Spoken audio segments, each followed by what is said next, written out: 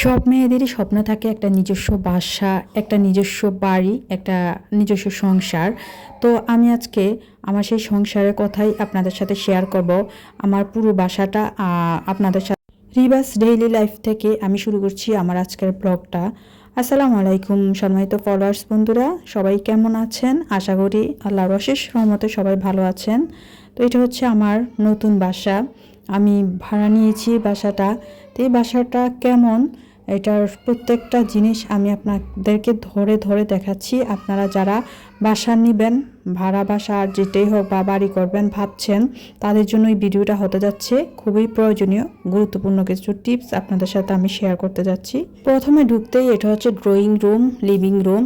আমার আসলে বাসাটা সাজানো না, কিছুই নেই আমি। আর পুরোটা বাসা দেখবেন একদম খালি, কিছুই নাই, শুধু একটা খাট আছে, 2 রুমে 2টা খাট আছে। আর ড্রয়িং রুমেও এটা যেটা দেখেছেন এটা হচ্ছে খাট ফেলে রেখেছি। আমি আস্তে আস্তে আপনাদেরকে সব কিছু বলছি কেন আমি খাট ফেলে রেখেছি, বা আমি কবে কি ফার্নিচার নিব, কিভাবে সাজাবো, সব কিছু আমি আপনাদেরকে বলছি। তার আগে আপনারা এক নজর বাসার অবস্থাটা, কয়টা বেডরুম, কয়টা কি বারান্দা কেমন, সেগুলি একটু দেখেন। তারপর আমি আপনাদেরকে সব কিছু ডিটেলসে বলে দিচ্ছি, এটা ভাড়া কত, সব কিছু আমি জানাচ্ছি। এই দেখেন, এটা হচ্ছে ব্যালকনি। ব্যালকনিটা একদম খোলা, উপর দিয়ে কোনো ভেন্টিলেটর বা কিছু নেই, যে আলাদা ফল ছাদটা থাকে ওইটা নাই। সেজন্য কিন্তু বারান্দাটাতে দাঁড়ালে একদম সম্পূর্ণ দিক থেকে আলো আসে। আলো আসার কারণে খুবই সুন্দর লাগে, খুবই চমৎকার লাগে। আর এটা হচ্ছে মাস্টার বেড। এই মাস্টার বেডের সাথে আছে একটা টয়লেট, ওয়াশরুম আছে এটার সাথে। আর এখানে একটা ক্যাবিনেট আছে, যদি চান আপনারা নিজেরা ক্যাবিনেট তৈরি করে নিতে পারবেন। আর যেহেতু বাসাটা বাড়িওয়ালা হচ্ছে আমার বাবা, তাই আমি ভিডিওতে বলেছিলাম আমার বাবার কাছ থেকে আমি ভাড়া নিয়েছি। আর ভাড়া নেওয়ার কারণ হচ্ছে আমার হাজব্যান্ড যেহেতু প্রবাসী, আমাকে একা থাকতে হবে। আর একা তো কোথাও যে থাকা পসিবল না আমার জন্য, কারণ আমার 2টা বাচ্চা আছে, সেজন্য আমি এখানে ভাড়া নিয়েছি। আর ভাড়া নেওয়ার কারণ হলো, আসলে আমি চাচ্ছি যে একটা একটা জিনিস, একটা বাসা সম্পূর্ণ আমার মতো হোক। আমি যদি ভাড়াটা না দেই তাহলেও আমি পারি, কিন্তু ভাড়াটা না দিলে কিন্তু আমি শান্তি পাবো না। আর আমি কোনোভাবে এটা আমার বলতে পারবো না, কোনো না কোনো জায়গায় একটা বাধা আসবেই, একটা বাধা লাগবে, আমার অশান্তি লাগবে। সেজন্য আসলে আমি এটা ভাড়া নিয়েছি আর বলতেছি যে আমি ভাড়া থাকি। তো এটা হচ্ছে একদম কমন টয়লেট, কমন বাথরুম যেটা, এই যে কমন বাথরুমটা দেখেন।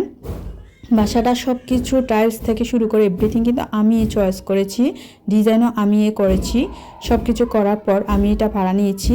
এই যে দেখুন এই রুমটা, এটা হচ্ছে কমন বেড। এই বেডটা বড় আছে, রুমটাও বড় আছে। আর এটার সাথে আছে জানালা, আছে বড় জানালা, খোলামেলা।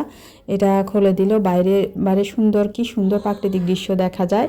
আর এখানে যদি বেড রাখা হয় তাহলে বেড থেকেই পুরো বাইরের দৃশ্যটা দেখা যাবে শুয়ে শুয়ে। মানে চাইলে অনেক সুন্দরভাবে বাসাটা সাজানো যাবে। আমি সাজিয়েছি, তো আমি কিভাবে সাজিয়েছি, কোন জায়গায় কি রেখেছি, সেগুলো আমি আপনাদের সাথে শেয়ার করব। এখন আপাতত আপনারা বাসাটা দেখেন, শেয়ার করছি। আর কোথায় কোন সুইচ লাগিয়েছি সেগুলো একটু খেয়াল রাখবেন, কারণ যারা নতুন বাসা উঠবেন বা নতুন বাসা নেবেন তাদের জন্য খুবই উপকার হবে। এই যে দেখেন, এটা হচ্ছে এই কমন রুমের সাথে বারান্দাটার সাথে, এখানে বারান্দাটাতে স্পেস ছিল, আলাদা স্পেস ছিল, সেই জন্য এখানে আমি একটা হাউস রেখেছি। আর এই হাউসটা রাখার কারণ হচ্ছে আমাদের কোরবানি ঈদের সময় বা এমনিতেও বেশি যখন পাতিল হয়ে যায় তখন, বা বড় বড় পাতিল ধোয়ার জন্য অসুবিধা হয়ে যায়। আর সেই অসুবিধার কথা চিন্তা করে আমি এখানে একটা হাউস রেখেছি, যেন এই যে এটার সাথে কিচেন আছে। আর কিচেনটার মাঝখানে, আমি কিচেনটা দেখাচ্ছি আপনাদেরকে, দেখলেই আপনারা অবশ্যই বুঝবেন কিচেনটাকে। এই যে এটা হচ্ছে মেন গেট কিচেনের, এই মেন দরজা দিয়ে আমি ঢুকলাম। ঢুকার পরে এই যে এখানে হচ্ছে বারান্দার জন্য একটা দরজা, একটা সুন্দর একটা ডোর দেওয়া হয়েছে। ডোরটা কিন্তু খুবই চমৎকার হয়েছে, খুব সুন্দর হয়েছে। ডোরটাও আমি আপনাদেরকে দেখাচ্ছি, থাই গ্লাস দিয়ে ডোরটা দিয়ে হচ্ছে। আর এটা হচ্ছে আমার মূল কিচেনের টাইলসগুলো দেখেন। আর কিচেনের যে স্ল্যাবটা দেওয়া হয়েছে, এটাও দেখেন। স্ল্যাবটাতে আমি কি টাইলস লাগিয়েছি, এটাতে অনেকে গ্রানাইট পাথরটা ইউজ করে, কিন্তু ওইটার অনেক বেশি দাম পড়ে যায়। একটা গ্রানাইট পাথরের দামই হচ্ছে 30,000 টাকা, সেজন্য আমরা এত টাকা দিয়ে লাগাই নাই, তো ওই কালারের টাইলস লাগিয়ে ফেলেছি যেন ওই রকমই কিছু লাগে সেই জন্য। তো অনেকে যারা দেখেছে সবাই অনেক পছন্দ করেছে, বলেছে যে অনেক ভালো হয়েছে, অনেক সুন্দর, বাসাটা অনেক সুন্দর, সবাই পছন্দ করেছে। আর আমি তো বললামই এগুলো সব হচ্ছে আমার আইডিয়া, আমার পছন্দ, আমার পছন্দ মতোই আমি পুরাটা বাসা করেছি, টাইলস লাগিয়েছি। টাইলসগুলো প্রত্যেকটা জিনিসে আমি চয়েস করে দিয়েছি। দেখুন আপনারা, অনেক সুন্দর হয়েছে। কিন্তু কিচেনের সাথে এই কমন বেডটার একদম পুরা সংযোগ আছে, এখানে বারান্দা দিয়েও সংযোগ আছে, বারান্দা দিয়ে একটা দরজা রেখেছি, তো বারান্দা দিয়েও ঢুকা যায় কিচেনে, আবার ওইখান দিয়ে মেইন দরজা দিয়েও কিচেনে ঢুকা যায়। তো দুই দিকটা মূলত এটা ঘুরিয়ে পুরাটা রুমটার কিচেনটা ঘুরিয়ে থাকা যায়, যেন সুবিধা হয়, কিচেন থেকে রুমে যাওয়াটাও সুবিধা হয়, আবার রুম থেকে কিচেনে ঢুকতেও সুবিধা হবে। তো আমি তো গৃহিণী, আমি রান্নাবান্না করব, তো রান্নাবান্নার জন্য আমার সাথে কমন বেডটার সাথে আমি কমন বেডে থাকবো, আবার এখানে রান্নাবান্না করবো, যে এটা খুবই সুবিধা হবে আমার জন্য। আর এটার সাথে হচ্ছে যে ডাইনিং স্পেস, এটা ডাইনিং টেবিল আছে অলরেডি, আপনারা দেখতে পাচ্ছেন। আর এটা হচ্ছে একটা এক্সট্রা দরজা, এটার কথা পরে বলবো, এটা দরজাটা কেন রাখা হয়েছে, এটা অন্য জিনিসের দরজা, আপনারা খুললেও পারেন না খুললেও পারেন, এটা একটা এক্সট্রা।